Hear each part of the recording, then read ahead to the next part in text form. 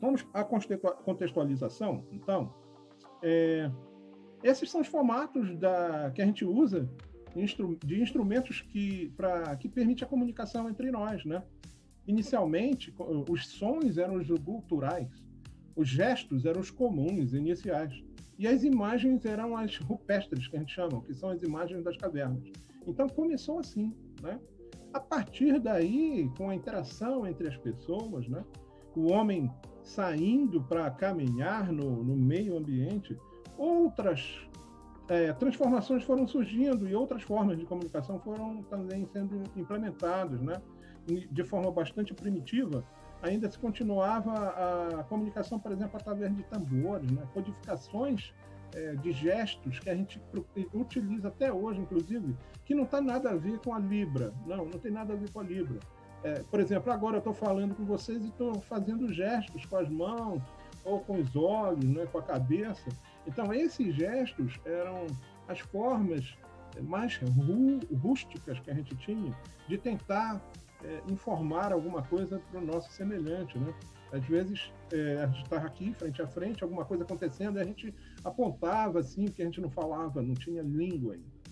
A linguagem é uma coisa muito complexa, foi construída depois disso, muitos anos depois. É muito complexo a língua, né? E a gente tem mais de 400 línguas aí, né? Só de africano tem mais de 1000 africanos, né? Que são as sublínguas, né? Então temos pintura, imagens estáticas. Na parte de som vieram os tambores, os apitos. Aí o Libras nos gestos, né? Depois na imagem em movimento. Aí surgiu a televisão, cinema antes, tá? Cinema antes da televisão. E hoje a gente lida diariamente nos sinais de trânsito com aquelas codificações de imagens e todas, né? Aqui depois veio o código Morse, sirene. Então esse é o processo evolutivo dos modus operandi, vamos dizer assim, de cada formato de comunicação, né? E aqui numa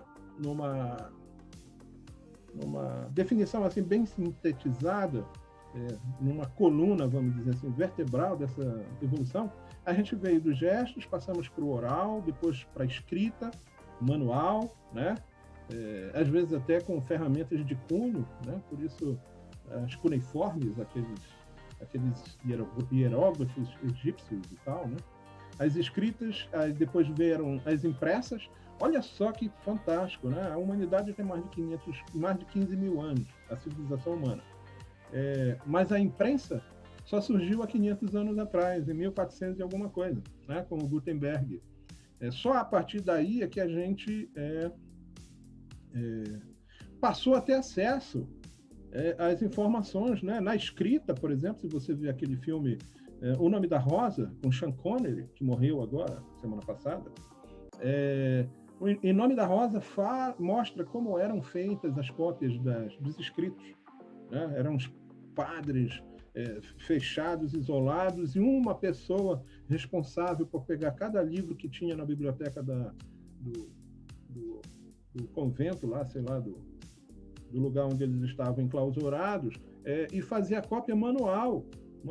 Tinha um padre que morreu e eles queriam investigar por que ele morreu. Aí foi chamado Sean Connery, um frade lá que ia fazer as investigações, e ele percebeu, tem a ver com isso, tá? Ele percebeu que os caras melavam o dedo de saliva para poder paginar o livro.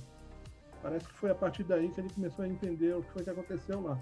Então, esse é o momento da escrita. Gutenberg, quando criou a prensa, ele permitiu que... Foi o primeiro livro duplicado, né, impresso, foi a Bíblia. E junto com a Revolução Luterana, né, com Lutero, Martinho Lutero, com a tradução da Bíblia pela primeira vez para o alemão. E aí ele reproduziu a Bíblia. Impressionante. Foi o Carlos Nepomuceno, que é um grande pensador, né? Um grande filósofo moderno, Carlos Nepomuceno, depois você pode ir buscar, ele fala que estamos vivendo hoje algo semelhante àquela época, né? Você pode procurar também no Google o filme Lutero, onde fala sobre os fatos que aconteceram em virtude dessa popularização da Bíblia, tá?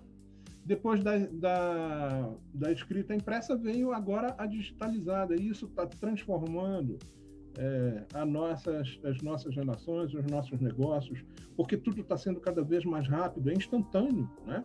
Se você pegar um cabo elétrico e colocar uma ponta dele daqui a 100 quilômetros, a conexão é imediata, a conexão elétrica, né?